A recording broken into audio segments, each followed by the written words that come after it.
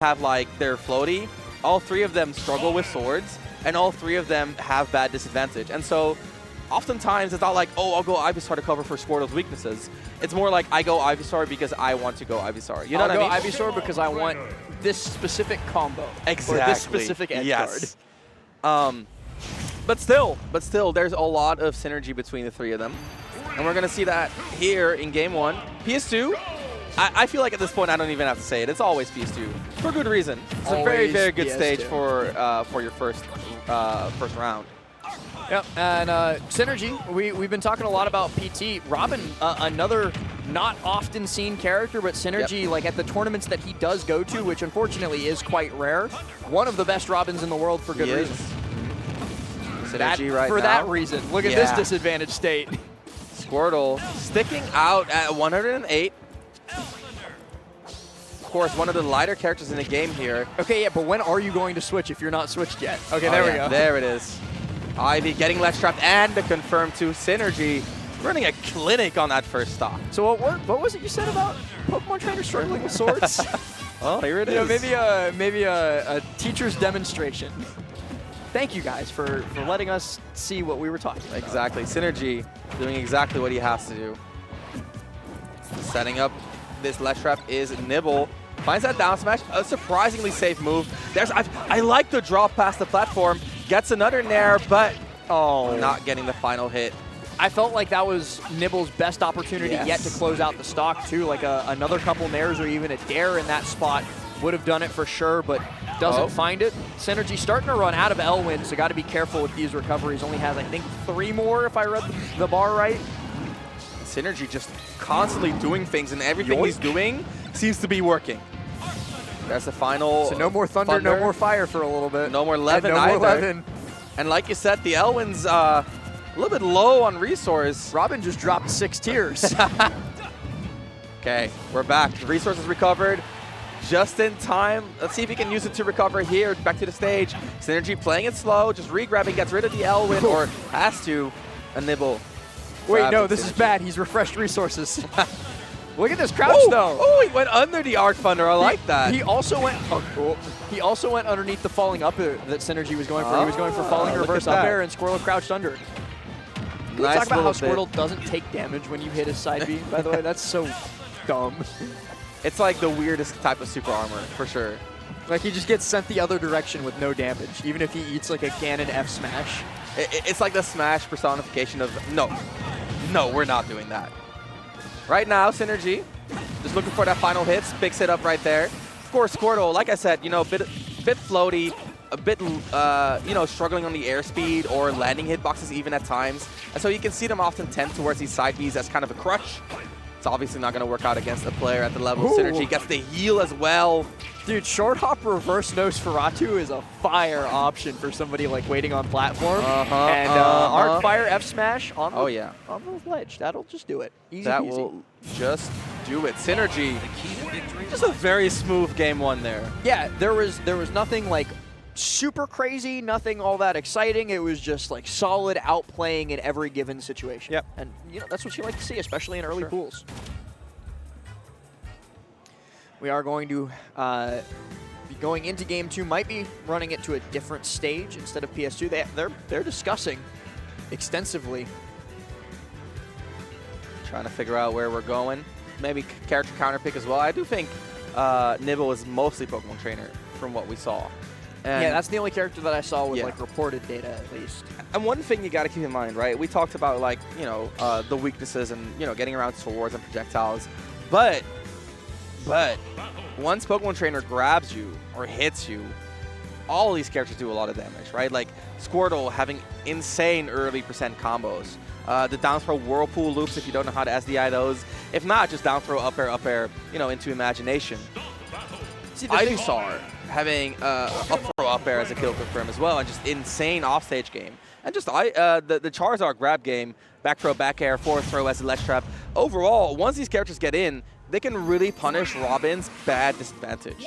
The thing, though, is that in that game number 1, we didn't see that. We didn't see anything longer than like a 3-hit advantage state from Nibble the whole time. Whereas like Synergy would convert 1 hit into like a minute-long cutscene. Oh yeah. The one thing we saw was that Ivysaur offstage play, which I think had a lot of potential. But Nibble just barely dropping that final or penultimate hit that he needed there. Let's see if Nibble can do a little bit better here. I like the crouches to go under the Thunder Tomes, but just a little too passive here. You got to establish a little bit of pressure here, break the zone. Synergy's so ready for that roll, grabs him. Overall, I actually don't hate the strategy from Nibble because he's very clearly just forcing Synergy to waste resources in the pursuit of the neutral win, but he's got to also have the additional threat of like, okay, once you're out of resources, then I will go in and kill you, which he really hasn't shown. Okay. Tech roll in, not punished. Back air instead. Now Ivy's going to have to get off the ledge. That Levin toss, that'd be doing some damage. That'll be through the stage. A classic for Ivy. Gets himself some room. Especially on Smashville. Especially on thin Smashville. stage.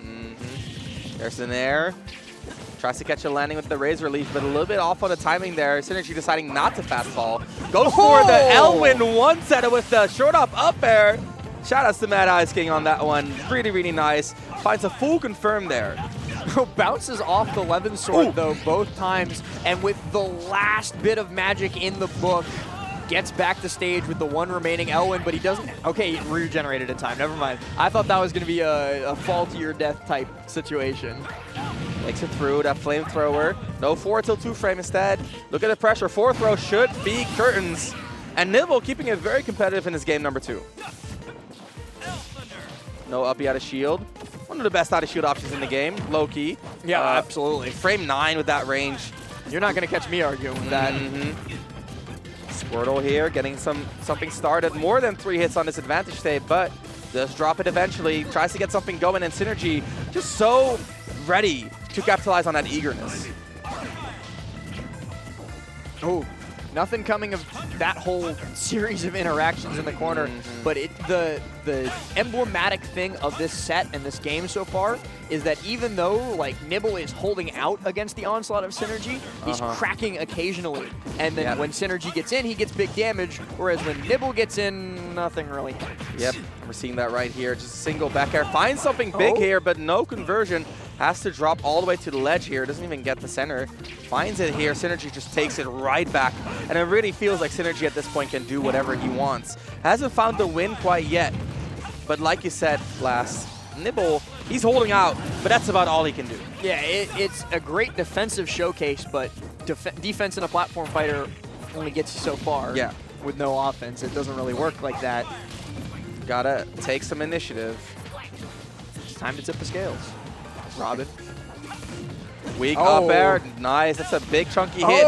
Finds the L Thunder too. Forces switch to Charizard and gets the sweet spot on the side B, but spends a lot of resources, even some self-damage there for the recovery. Yeah, spends a lot of resources and takes 98% in that one series of interactions. This is exactly what we've been talking about. Yep. When Nibble's defense does crack on occasion, Synergy takes that for all that it's worth, nearly killing him off of one neutral win and kills him off of the second one instead. That is a 2 stock for the 2-0. Synergy can be moving on, I believe, into the phase 2 after that one. Nice. Very, very solid win there. Very comfortable pools run for Synergy. And I like seeing Robin. You don't see a lot of good Robin, but when a good Robin is on fire, you can see what I like about the character is it's one of the few characters in the game that can set up like a good situation in the future. I mean, of course, you know, there's something like Steve, but Robin, it's a lot more visceral, right? Like he's throwing things at you that's gonna be active for a second, right? The Arc Thunder, the fire, setting up the projectiles with the items as well. And so when a Robin's on fire, you'll see layers and layers of pressure just continuously being thrown at you, and it's really cool to see how they set that up. Yeah, Robin, one of the few characters that like can truly achieve that like a beautiful flow state, and it really does feel like true to the games because Robin, of course, like the tactician of Fire Emblem, and that really comes through in how their game plan functions in Smash Ultimate because it's a lot of, like you said, setups for stuff that'll pay off in a couple seconds instead of just immediate like frame data into reward that almost every other character in every other fighting game has. And that's also what makes Robin